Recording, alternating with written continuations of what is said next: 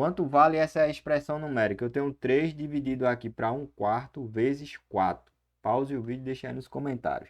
Então, em primeiro lugar, tu vai olhar as operações. Eu tenho divisão e multiplicação. Elas estão no mesmo nível, ela tem o mesmo peso. Então, eu vou resolver sempre quem vai aparecer primeiro, da esquerda para a direita. Então, em primeiro lugar, vem essa divisão, porque ela aparece primeiro, para depois vir a multiplicação, beleza?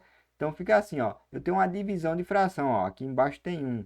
Então, 3 dividido para 1, dividido aqui para 1/4, né? Então, como tu tem uma divisão de fração, o que é que tu pode fazer? Ó? Tu já pega esse 4 e passa ele aqui multiplicando 3. Então, 4 vezes 3 dá 12. 12 dividido para 1 dá o próprio 12, vezes 4 aqui, ó.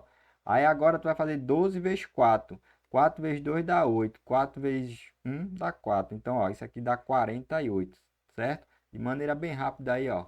48 é a resposta correta para essa expressão numérica, beleza? Se tu gostou, se inscreve, deixa aquele like e compartilha esse vídeo. Valeu!